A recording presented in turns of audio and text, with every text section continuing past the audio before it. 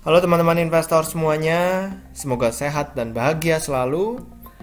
Di video kali ini saya ingin membahas PT Perusahaan Gas Negara, PGN, kode sahamnya Pegas. Soalnya ini banyak banget yang nanya ke saya kira-kira gimana saham ini Pegas ya. Apakah prospeknya masih bagus karena harga sahamnya tuh nggak naik-naik. Mungkin buat teman-teman yang udah ngikutin Pegas dari lama, dari mungkin 5 tahun yang lalu atau 6 tahun yang lalu, nah itu ngelihat harga Pegas tuh pernah di 5 ribuan, bahkan mungkin 6 ribu kali ya. Nah sekarang harganya cuma 1000. Nah kira-kira gimana nih? Apakah memang ada yang salah atau memang sudah mencerminkan gitu kinerja dari si Pegas ini di harga sahamnya? Akan saya bahas setelah yang satu ini.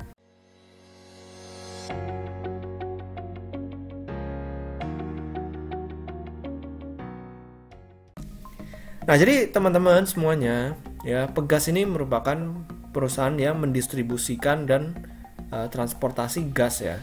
Dan kalian mesti paham kalau gas ini merupakan bisnis yang cyclical, artinya ada siklusnya. Kalau siklus lagi naik, harga saham Pegas naiknya bisa nggak kira-kira. Ya, seperti waktu naik ke harga 5.000 atau 6.000, itu price to book value ratio-nya tinggi banget. Nah, sekarang harga saham Pegas itu lagi di fase turun. Nah, di fase turun ya udah price to book value-nya nanti kalian akan lihat sendiri cuma 0, sekian.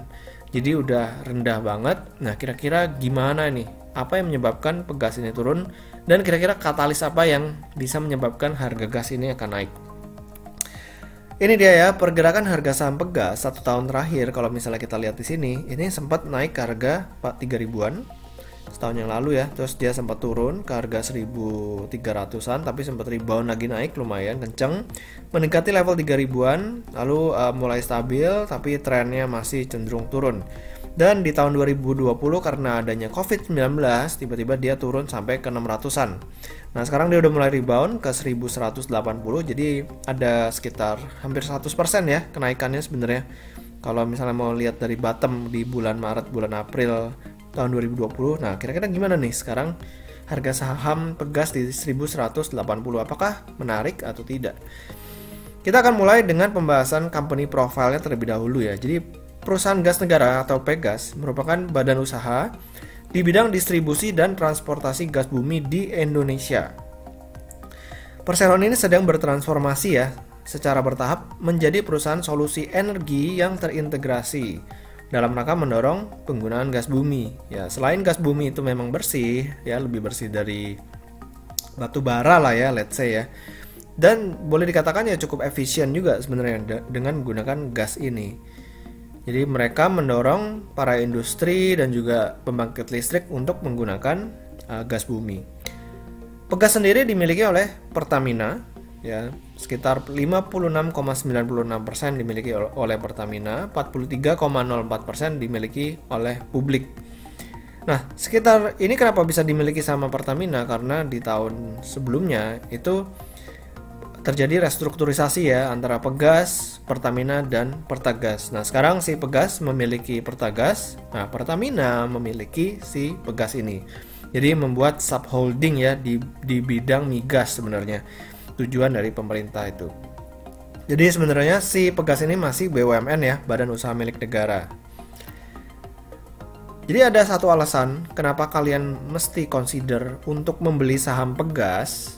Ini ya, karena perusahaan gas negara ini merupakan boleh dikatakan ya merupakan pemain yang monopoli di industri gas, mulai dari upstream hingga downstream. Ya, di sini dijelaskan Pegas bergerak di bidang upstream, midstream, dan juga downstream minyak dan gas di Indonesia. Ya, mengoperasikan pipa gas bumi dengan panjang lebih dari 10.000 km. Nah, ini ya dia ya yang penting nih, meliputi 96% jaringan pipa gas bumi nasional. Jadi bayangin kalau kita beli saham gas negara ini, jadi kita menguasai 96% jaringan pipa gas bumi secara nasional. Ya, ini boleh dikatakan monopoli lah ya, bukan perfect competition kan, soalnya 96% aja udah dikuasai sama si Pegas. Jadi kalau misalnya suatu perusahaan asing atau negara lain ingin menguasai jaringan pipa gas di Indonesia ya, udah tinggal beli Pegas aja, udah selesai gitu kasusnya. Nah, jadi kalau jadi pemiliknya si Pegas, otomatis kita nggak mau dong. Kita jadinya pengennya tetap menjadi monopoli kan di bidang industri ini. Nah, jadi di sini ditulis juga upstream, untuk industri upstreamnya, si Pegas memiliki 11 blok migas di Indonesia dan satu aset shale gas di Houston di Amerika Serikat. Lalu ada 2 FSRU di Lampung dan Jawa Barat dan juga fasilitas regasifikasi di Arun. Nah, untuk downstream, si Pegas ini melayani lebih dari 2000 konsumen, industri dan juga komersil. Nah, inilah kuncinya sebenarnya. Kenapa harga gas itu mengalami maksudnya harga saham Pegas kenapa bisa terkoreksi dan turun terus, karena di sini di downstreamnya perseroan ini melayani lebih dari 2000 konsumen industri dan komersil. Nah, kenapa bisa menjadi negatif? Karena kalau misalnya kita lihat di sini, di yang sebelah kanan dulu ya, pertumbuhan industri itu kebanyakan mengalami pertumbuhan negatif. Kayak misalnya di makanan, minus 3,7% secara year on year. Lalu untuk tekstil, minus juga 6,6%. Untuk kayu, 9,8%. Lalu kalau misalnya kita lihat di kiri ya, konsumsi industri itu paling besar di chemical, makanan, keramik, dan juga lain-lain. Lalu kalau misalnya kita lihat di sini, untuk makanan turun, ya kan? Untuk chemical kita lihat juga turun juga, minus 3,2%. Lalu untuk keramik juga turun, minus 8,9%. Walaupun others-nya cukup bagus ya, naik, tapi overall kebanyakan ini mengalami penurunan. Nah, otomatis permintaan secara volume itu juga cenderung mengalami penurunan ya, volume gas bumi ke industri. Jadi disinilah kunci kenapa harga saham Pegas itu mengalami penurunan. Jadi yang pertama adalah concern kita kalau misalnya kita membeli saham Pegas, ini adalah pertumbuhannya itu sangat tergantung dengan pertumbuhan industri-industrinya ya, seperti makanan, tekstil, kayu, kertas dan lain sebagainya. Yang nomor kedua, kenapa harga saham Pegas terus tertekan hingga 1000-an, bahkan kemarin sempat di 600-an, itu karena ini ya, karena harga gas itu diturunkan akhirnya ke $6 per MMBTU dari yang sebelumnya mungkin sekitar 8-9. Dan walaupun pemerintah ingin mensubsidi penurunan harga gas ini, tapi ternyata nggak full subsidize ya, jadi tetap ada beban yang mesti ditanggung sama si Pegas ini, sehingga kedepannya laba perusahaan si Pegas otomatis akan cenderung mengalami penurunan. Jadi outlook buat net profit si Pegas itu masih negatif, apalagi masih ada COVID-19 ya. Di COVID-19 ini memang mungkin kalau kita lihat udah mulai recover ya, perekonomian, kayak misalnya kita lihat aktivitas orang-orang di luar sana itu udah mulai meningkat. Tapi kalau misalnya kita lihat dari statistiknya, sebenarnya daya beli masyarakat di Indonesia itu masih belum pulih, masih lemah ya.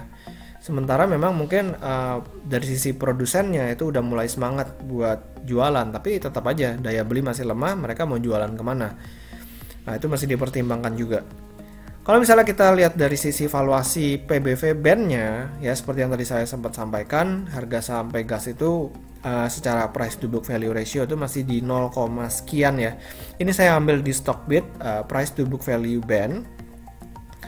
Harga saham Pegas itu sekarang sebenarnya udah cukup murah ya, karena kalau misalnya kita lihat rata-ratanya itu, ini saya ambil 5 tahun terakhir ya, rata-ratanya itu di PBV 1,28 kali.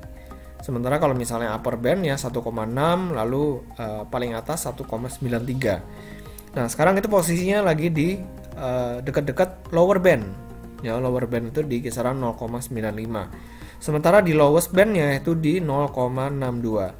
Nah, cuman data dari Stockbit ini belum ada laporan keuangan kuartal 2 ya. Jadi, saya ingin coba menghitung sedikit dengan menggunakan Excel, dengan menggunakan laporan keuangan kuartal 2 2020. Nah, ini dia ya teman-teman ya. Pada harga 1180, market cap-nya Pegas itu sekitar 28,6 triliun. Laba bersih di tahun 2020 first half itu sekitar 6,72 juta US dollar. Kalau misalnya kita rupiahkan itu menjadi 97 miliar rupiah. Lalu kita setahun kan ya, tinggal dikalikan 2, 195 miliar rupiah. Lalu ekuitasnya kalau misalnya kita lihat 3 3 miliar ya, 3 miliar US ini menjadi 3 ya, ini akan menjadi 44 triliun rupiah. Nah, di sini kita akan menghitung price to earning ratio dan juga price to book value ratio-nya dengan menggunakan kinerja terakhirnya si Pegas ya di first half 2020. Price to earning ratio-nya itu parah banget.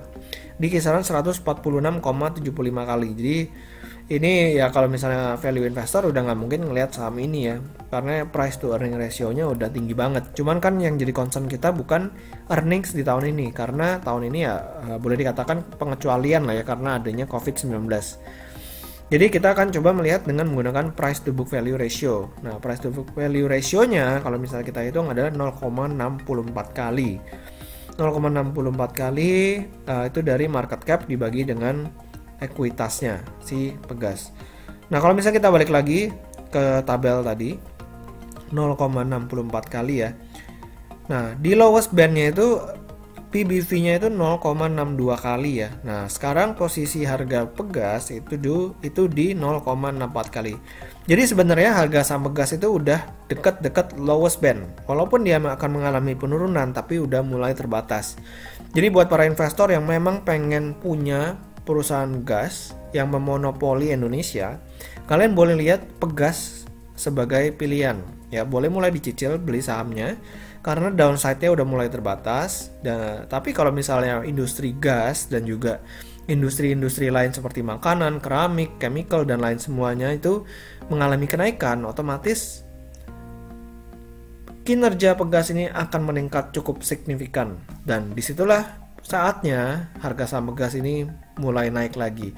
Nah, cuman kalau misalnya tesis yang tadi itu nggak tercapai, ya otomatis harga saham Pegas mungkin akan stay di kisaran ini aja. Walaupun ya seperti yang saya tadi bilang, resikonya udah mulai terbatas ya. Jadi oke, demikian ya dari saya sedikit analisa tentang saham Pegas. Semoga bermanfaat ya. Buat yang belum subscribe, boleh tolong di subscribe terlebih dahulu dan juga follow Instagram saya di Pesan Saham. Sampai ketemu di video berikutnya. Selamat berinvestasi.